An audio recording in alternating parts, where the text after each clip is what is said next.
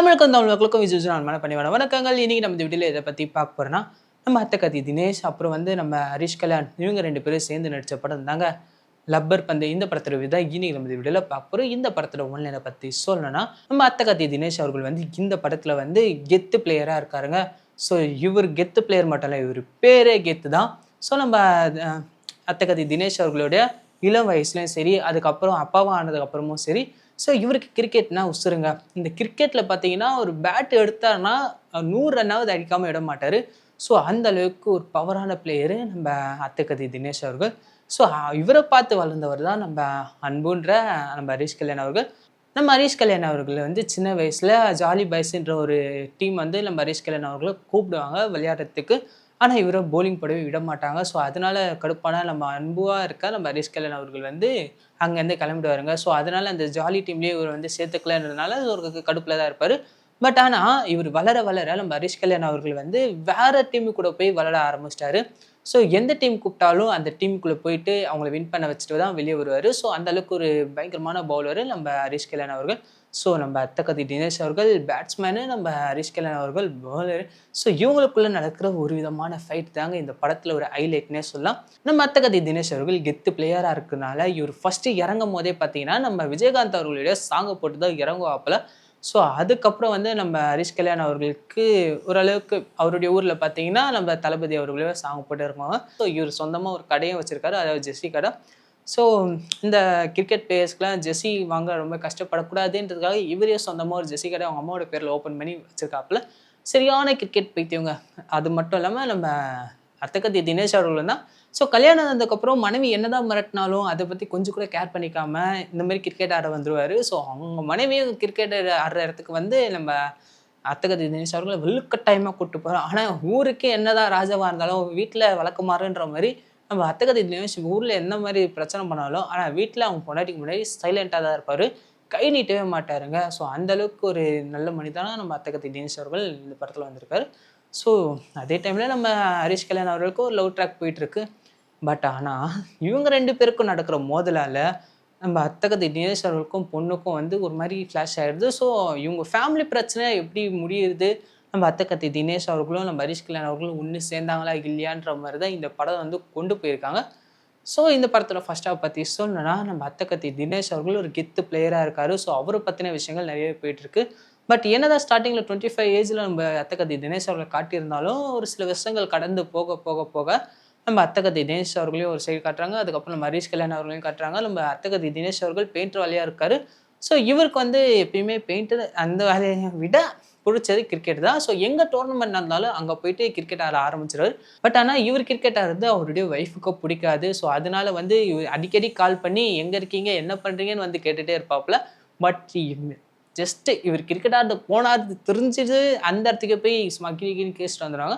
So அந்தளவுக்கு இவங்களுக்குள்ள ஃபேமிலியில் ஒரு மாதிரி போயிட்டு இருந்தது. ஸோ அதே டைமில் நம்ம ஹரிஷ் கல்யாணம் போய் பார்த்தீங்கன்னா நம்ம ஹரிஷ் கல்யாண் அவர்கள் வந்து சிஎஸ்கே ஃபேனாக இருக்கார். ஸோ கிரிக்கெட்னா உசுருன்ற மாதிரி தான் நம்ம ஹரிஷ் கல்யாணம் இருக்கார். ஸோ நம்ம அத்தை தினேஷாக இருக்கட்டும் இல்லை ஹரிஷ் கல்யாண் அவரோட லைஃபாக இருக்கட்டும், ஸோ இந்த மாதிரி போயிட்டுருக்கு. நம்ம ஹரிஷ் கல்யாணோட இந்த காதல் கதைன்றது சிம்பிளாக ஒரு சாங்கில் முடிஞ்ச மாதிரி தாங்க இருந்தது. ஸோ ஸ்டார்ட் பண்ணி விளவலன்னு காதில் இழுத்துட்டு போகாமல் அப்படியே சிம்பிளாக வந்து அந்த பொண்ணுக்கு பிடிச்சது பையனுக்கு பிடிச்சது, அதுக்கப்புறம் என்னப்பா காதல் தான் அந்த மாதிரி தான் இருந்துச்சு. ஸோ நிறைய சுற்றி வளைக்காமல் டேரெக்டாக வந்து சொன்னது நல்லாவே இருந்துச்சு. என்னடா பசங்களை பின்னாடி அலைய விட்டு அதுக்கப்புறம் சொல்கிறத விட டேரெக்டாக சொல்லிட்டா முடிஞ்சு போதேன்ற மாதிரி தான் இந்த படத்தில் அந்த வேவ் லென்த்தை கரெக்டாக கொண்டு வந்திருக்காங்க.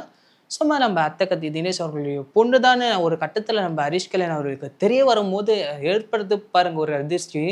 ஸோ ஏன்னா அதுக்கு முன்னாடி நடந்த சம்பவம் அந்த மாதிரி. ஸோ நம்ம ஹரிஷ் கல்யாண் அவர்களுக்கும் நம்ம அத்தை தினேஷ் அவர்களுக்கும் என்ன நடந்தது, ஸோ இவங்க 2 பேருக்குமே பிடிச்ச கிரிக்கெட் தான். அந்த கிரிக்கெட்டாலே இவங்களுக்குள்ளே வந்த மோதல் என்ன அப்படின்ற ஒரு விறுவிறுப்பான விஷயத்த தான் இந்த படத்தில் வந்து கொண்டு போயிருக்காங்க. ஸோ நம்ம அத்தை தினேஷ் அவர்கள் ஒரு பாயிண்டில் வந்து சின்ன பசங்க விட்டுமாமா அப்படின்னு வந்து சொல்லிடுவார். ஸோ இந்த சின்ன பையன் அப்படின்றத நம்ம ஹரிஷ் கல்யாண் அவர்களுக்கு பயங்கர ஒரு இம்பாக்ட் ஏற்படுத்திருக்கும். யாராவது சின்ன பையன் அப்படின்னு சொன்னாங்கன்னா பயங்கரமாக கோவப்படுவார். அதே மாதிரி நம்ம ஹரிஷ் கல்யாண் அவர்கள் ஒரு கட்டத்தில் வந்து நம்ம அத்தை தினேஷ் அவர்களை பார்த்து ஹலோ ஹலோ அப்படின்னு வாப்பலாம். ஸோ அதனால நம்ம அத்தை தினேஷ் அவர்களுக்கு இந்த ஹலோ அப்படின்னு சொல்லி அவர் யாராவது கூப்பிட்டாங்கன்னா சும்மா அடிக்கிற அடியில் கண்ணுக்கு நல்லா வீங்கிடும். ஸோ அந்த மாதிரி இம்பேக்ட் பயங்கரமாக 2 பேருக்குமே ஏற்பட்டிருக்கு. ஸோ இவங்களுக்கு நடுவில் மாட்டிக்கிட்டு முடிக்கிறது யாருன்னு பார்த்தீங்கன்னா நம்ம பாலசரவணன் அவர்கள் தான். ஸோ இவர் வந்து நம்ம ஹரிஷ் கல்யாணி அவர்களுக்கு ஃப்ரெண்டா வராரு. ஸோ நம்ம ஹரிஷ் கல்யாண் கூட தான் நெறைய இடங்கள்ல சுத்துறாரு. அது மட்டும் இல்லாம பல இடங்கள்ல வாய் குடுத்து வாங்கி கட்டிக்கிறது இவர் தான். ஸோ அந்த மாரி நெறைய இடங்கள்ல ஒரு காமெடியும் இருக்கு. அதே டைம்ல ஒரு என்டர்டெயின்மெண்ட்டும் இருக்கு. ஸோ இந்த மாரி அவருடைய கேரக்டரைஸ் நல்லாவே பண்ணியிருக்காருங்க. நம்ம ஹரிஷ் கல்யாண் அவர்களுக்கு கெத்தோட பொண்ண தான் நம்ம லவ் பண்ணோமா தெரிய வரும்போது ஏற்படுற அந்த அதிர்ச்சி எப்படி தாங்கிக்க போறாருன்ற ஒரு இது மாதிரி தான் இருந்தது. ஸோ அந்த டைம்ல அந்த ஒரு பஞ்ச் போட்டாங்க. அது செம்மையா ஒர்க் அவுட் ஆயிருந்தது. ஸோ அத பார்க்கும்போது பயங்கரமா விழுந்து விழுந்து சிரிப்பீங்க. ஸோ அந்த அளவுக்கு அந்த இடத்துல கரெக்ட்டான டைம்ல ஒரு விஷயம் பண்ணியிருந்தாங்க.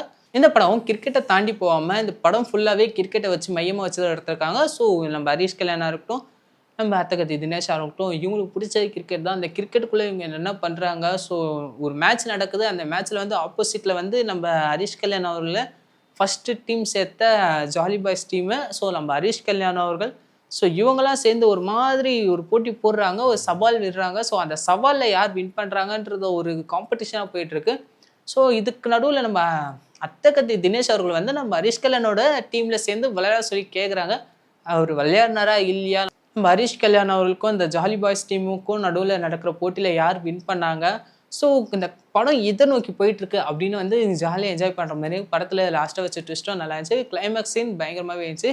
யாருமே எதிர்பார்த்திருக்க மாட்டோம். அந்த அளவுக்கு கிளைமாக்ஸ குடுத்து பயங்கரமா முடிச்சிருக்காங்க. பட் ஆனா இன்னும் ஃபைனல் டச்சிங்கா ஒண்ணு குடுத்தாங்க பாருங்க. எனக்கு இது பழகி போச்சு. உனக்கு இது புதுசா இருக்கலாம். போக போக பழகிடும். அப்படின்னு நம்ம அத்தகத்தி தினேஷ் ஒரு விஷயம் சொல்லுவாரு. ஸோ அத பார்க்கும்போது எனக்கே ஒரு இதுவா தான் இருந்துச்சு. கண்டிப்பா பார்த்தீங்கன்னா பயங்கரமா என்ஜாய் பண்ணுங்க. இந்த படத்துல கேஸ்ட் க்ரோ பத்தி சொன்னா, ஏற்கனவே சொன்ன அத்தகத்தி தினேஷ் அவர்கள் அந்த வயசான கெட்டப்ல வந்திருந்தாலும் அவருடைய காதல் குறையவே இல்லைங்க. ஸோ எப்பயுமே வெளிய என்னதான் கிரிக்கெட்டு, பெயிண்டிங் வேலை இருந்தாலும் வீட்டுக்கு வந்தா அவங்க ஒய்ஃபை லவ் பண்றது. ஸோ அந்த மாதிரியான சில விஷயம் பண்றது. ஸோ இந்த மாதிரி நிறைய விஷயங்கள் நம்ம அத்தகத்தி தினேஷ் அவர்கள் பண்ணது ரொம்பவே நல்லாவே இருந்துச்சு இந்த படத்துல. அவருடைய ஆக்டிங் வைஸ் நேச்சுரலா காட்டியிருந்தாரு. நம்ம அத்தகத்தி தினேஷ் அவர்களுக்கு பேரா வந்திருக்க சஷ்மிகா அவங்கள பத்தி சொல்லணும்னா, இதுல அவங்களோட ஆக்டிங் வைஸும் சரி, பெர்ஃபார்மன்ஸ் சரி ரொம்ப நல்லாவே குடுத்துருக்காங்க. ஒரு வைஃபா எப்படி இருக்கணும்? ஸோ தான் புருஷன் வந்து குடும்பத்த விட்டு கிரிக்கெட்டுன்னு போம்போது, அந்த எமோஷனல் சீன்ஸ் எப்படி இருக்கும்? அது மட்டும் இல்லாம கடன்காரங்க வந்து வீட்டுக்கு வரும்போது, ஸோ அத ஃபேஸ் பண்ற விதமா இருக்கட்டும். ஸோ இந்த மாரி நெறைய இடங்கள்ல அவங்களோட ஆக்டிங் வைஸ நல்லாவே காட்டியிருக்காங்க. ஸோ எமோஷனல் வைஸா ரொம்பவே நல்லாவே காட்டியிருக்காங்க. அந்த ஒரு நல்ல ஆக்டிங்க குடுத்துருக்காங்க. அடுத்து நம்ம ஹரிஷ் கல்யாண் அவர்கள பத்தி சொல்லணும்னா, இந்த படத்துல இவரோட ஆக்டிங் வைஸ் நல்லாவே இருந்ததுங்க. ஸோ ஒரு பவுலரா இருக்கட்டும், ஸோ ஒரு இடத்துல வந்து அவரு அந்த ஒரு விஷயத்த சொல்ல விதமா இருக்கட்டும். ஸோ இந்த மாரி நெறைய இடங்கள்ல அவரோட ஆக்டிங் வைஸும், பெர்ஃபார்மன்ஸும் நல்லாவே குடுத்துருக்காரு. நம்ம ஹரிஷ் கல்யாண் அவர்கள். அடுத்து வந்து சஞ்சனா கிருஷ்ணமூர்த்தி இவங்க வந்து நம்ம ஹரிஷ் கல்யாண் அவர்களுக்கு ஜோடியா வந்திருக்காங்க. ஸோ இவங்களோட ரொமான்ஸ் சீன்லாம் ரொம்பவே நல்லா இருந்துச்சு. ஸோ தான் அப்பா கிட்ட எந்த அளவுக்கு ஒரு பாதுகாப்பு உணர்றாங்களோ, அதே அளவுக்கு தான் நம்ம ஹரிஷ் கல்யாண் அவர்கள்கிட்டயும் உணர்றாங்க. ஸோ தான் அப்பா மாரியே வந்து நம்ம ஹரிஷ் கல்யாண் நடந்திருக்க அந்த ஒரு ஃபீல்னாலே நம்ம ஹரிஷ் கல்யாண் மேல ஒரு லவ் வருது. ஸோ நம்ம ஹரிஷ் கல்யாணுக்கு அது விஷயம் தெரிய வரும்போது தான் அவங்க லைஃப் ஒரு மாரி சேஞ்ச் ஆவுது. நம்ம சஞ்சனா அவர்களுக்கும் சரி, நம்ம ஹரிஷ் கல்யாண் அவர்களுக்கும் அந்த லவ் பிக்கப் நல்லாவே ஒர்க் அவுட் ஆயிருந்தது. ஸோ நம்ம சஞ்சனா அவர்கள் ஒரு விஷயம் சொல்லாமலே நம்ம ஹரிஷ் கல்யாண் அத செய்யணும்னு சொல்லி நெனைப்பாங்க. பட் ஆனா இவங்களுக்கு என்ன நடக்கணும்ன்றத வெளிய சொல்ல மாட்டாங்க. பட் ஆனா இவரு செய்யணும். ஸோ அந்த விஷயம் உங்களுக்குள்ள நல்லாவே ஒத்து போயிருந்தது. ஸோ அந்த மாதிரியான இடத்துல நம்ம சஞ்சனா அவர்களுடைய ஆக்டிங் சரி, பெர்ஃபார்மன்ஸ் சரி ரொம்ப நல்லா இருந்து. ஸோ ஒரு கட்டத்துல வந்து நம்ம ஹரிஷ் கல்யாண் நமக்கு இல்லன்ற ஒரு கட்டாயத்துக்கு வரும்போது, நான் என்ன ஆனாலும் நான் ஹரிஷ் கல்யாண தான் கல்யாணம் பண்ணிப்பேன். இல்லன்னா எனக்கு வாழ்க்கையே இல்லன்ற மாரி அந்த ஒரு போல்ட்னஸா அந்த இதுக்கு எடுத்துட்டு போற விதம் ரொம்பவே நல்லா இருந்தது. இந்த படத்துக்கு அது கரெக்ட்டாவும் கொண்டு போயிருக்காங்க. ஸோ ஒரு புடிப்பு இருந்தா தான் அது மேல நமக்கு ஒரு ஆர்வம் அதிகமா இருக்குன்னு நெனைப்பாங்க. ஸோ அந்த அளவுக்கு இவங்களுக்கு ஹரிஷ் கல்யாண் மேல அந்த அளவுக்கு காதல்ன்றத இந்த அளவுக்கு புரிய வச்சிருக்காங்க சஞ்சனா அவர்கள். ஸோ அந்த அளவுக்கு இவங்களோட ஆக்டிங் சரி, பெர்ஃபார்மன்ஸ் ரொம்ப நல்லாவே குடுத்துருக்காங்க. அடுத்ததா வந்து பார்த்தீங்கன்னா, நம்ம காளி வெங்கட் அப்புறம் டிஎஸ்கே இவங்க 2 பேரும் பிரதர்ஸா வந்திருக்காங்க. நம்ம காளி வெங்கட் அவர்கள் தான் இந்த ஜாலி பாய்ஸ்ன்ற ஒரு கிரிக்கெட் டீம் வந்து உருவாக்கியிருப்பாரு. ஆனா போக நம்ம டிஎஸ்கே அதுல வந்து முழு பொறுப்பையும் தான் எடுத்துக்கிட்டு, அண்ணன் அதுல ஒண்ணுமே இல்லன்ற மாரி காட்டியிருக்காரு. ஸோ அதுக்கப்புறம் நம்ம காளி வெங்கட் அவர்கள் இந்த கிரிக்கெட் டோர்னமெண்ட் நடத்த என்னென்ன விஷயங்கள்லாம் பண்ணுவாங்க, போஸ்டர் அடிக்கிறது, பேனர் அடிக்கிறது, ஸோ இந்த மாதிரியான விஷயங்கள் சுத்தி சுத்தி பார்த்துட்டு இருக்காரு. ஸோ ஒரு கட்டத்துல நம்ம டீம் நம்மகிட்ட இல்லன்னு வரும்போது, நம்ம ஹரிஷ் கல்யாண் கூட சேர்ந்து அந்த டீமுக்காக நம்ம காளி வெங்கட் அவர்கள் எந்த அளவுக்கு போராடுறாரு அப்படின்றத வந்து அந்த எமோஷனலா வந்து காட்டின விதம் ரொம்பவே நல்லா இருந்தது. ஒரு அப்பாவா தன் பொண்ணுக்கு முன்னாடி அவமானப்படுறதுன்னு ரொம்ப கஷ்டமான விஷயங்க. ஸோ அந்த விஷயத்த ஃபேஸ் பண்ணும்போது ஒரு அப்பாவா அவருடைய நடிப்ப வந்து நல்லாவே குடுத்துருக்காரு நம்ம காளி வெங்கட் அவர்கள். நம்ம பாலசன் அவங்கள பத்தி சும்மா ஹரிஷ் கல்யாண் கூடயே தான் இருப்பாரு. ஸோ எங்க போனாலும் அவர் கூடயே தான் போயிட்டு இருப்பாரு. அதே மாரி தாங்க ஒரு சில இடங்கள்ல தேவையில்லாத இடத்துல வாய் குடுத்து வாங்கி கட்டிக்கிற மாரி ஆயிடுது. ஸோ ஒரு ஒரு இடங்கள்லயும் ஒவ்வொரு விதமான ஆக்டிங் இவரு குடுத்து அவருடைய காமெடியா இருக்கட்டும், இல்ல அவருடைய பெர்ஃபார்மன்ஸா இருக்கட்டும், இது எல்லாமே வந்து அந்த இடத்துல மக்கள் கிட்ட காட்டியிருக்காரு. ஸோ அது நல்லாவே ஒர்க் அவுட் ஆயிருக்கு. ஸோ இந்த மாதிரி இந்த படத்தில் நிறைய பேர் நடிச்சிருக்காங்க. அவங்களோட ஆக்டிவிஸும் சரி, பர்ஃபார்மன்ஸும் சரி, இந்த படத்துக்கு என்ன தேவையோ அது குறித்து நல்லாவே பர்ஃபார்ம் பண்ணியிருக்காங்க. அடுத்தொடர்ந்து இந்த படத்தோட டைரக்டர் கமல்ஹாசன் பச்சமுத்து இந்த படத்தோட கதையை கொண்டு போன விதம் ரொம்பவே நல்லா இருந்துச்சுங்க. அந்த ஸ்க்ரீன் பிளேயாக இருக்கட்டும், இல்லை அந்த ஸ்டோரியாக இருக்கட்டும், இது எல்லாமே வந்து மக்கள்கிட்ட எந்த அளவுக்கு கொண்டு போய் சேர்க்க முடியும். நம்ம எல்லாருக்குமே கிரிக்கெட்னா ரொம்ப பிடிக்கும். ஸோ அந்த கிரிக்கெட்டை வச்சு நம்ம மக்களுக்கு மறுபடியும் ஒரு படம் கொடுத்தா அது எந்த அளவுக்கு அவங்க கிட்ட ரீச் ஆகும். ஸோ ஒரு ஃபேமிலிக்குள்ளே நடக்கிற ஒரு விஷயமா இருக்கட்டும், ஸோ ஒரு கிரவுண்டில் நடக்கிற விஷயமா இருக்கட்டும், இது ரெண்டுமே அவங்களுக்குள்ள ஒரு இம்பாக்ட் ஏற்படுத்தும். ஸோ அது ரெண்டுத்தையும் மிக்ஸ் பண்ணி நம்மக்கிட்ட அதை கொண்டு வந்து சேர்த்துருக்காரு. ஸோ நம்ம கிரவுண்டில் நடக்கிற ஒரு விஷயம் நம்ம ஃபேமிலிக்குள்ளே வரும்போது அது எப்படி இருக்கும், ஸோ அது நம்ம எப்படி அதை ஃபேஸ் பண்ணுவோம், ஸோ அந்த மாதிரியான விஷயங்களை வந்து ஒரு சமூக நலமாக யோசிச்சிருக்காரு. ஸோ நம்ம வெளியே என்ன பண்ணாலும் அது நம்ம வீட்டுக்குள்ளே வரும்போது அது என்னவா மாறுது அப்படின்ற ஒரு விஷயத்த கொடுத்துருக்காரு.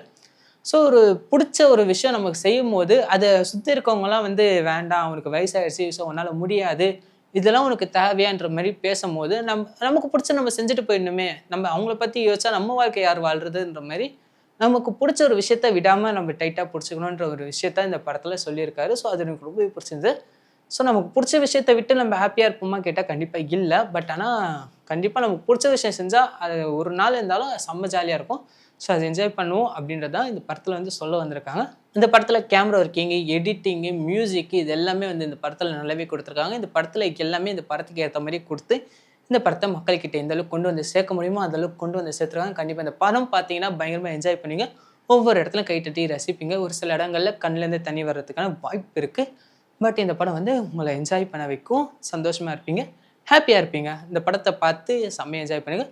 இந்த படம் உங்களுக்கு பிடிச்சிருந்தா எப்படி பிடிச்சிருந்து, எத்தனால பிடிச்சிருந்து அப்படின்னு வந்து நம்ம கமெண்ட் பாக்ஸில் கமெண்ட் பண்ணுங்கள். இந்த ரிவ்யூ பார்த்துட்டு இந்த படம் பார்க்க ஆவலாக இருக்கீங்கன்னா அதுக்கும் நம்ம கமெண்ட் பாக்ஸில் வந்து கமெண்ட் பண்ணுங்கள். இந்த வீடியோ பிடிச்சா லைக் பண்ணுங்கள், ஷேர் பண்ணுங்கள், மறக்காமல் சப்ஸ்கிரைப் பண்ணுங்கள், கூட பக்கத்தில் பெல் ஐக்கனை ப்ரெஸ் பண்ணுங்கள்.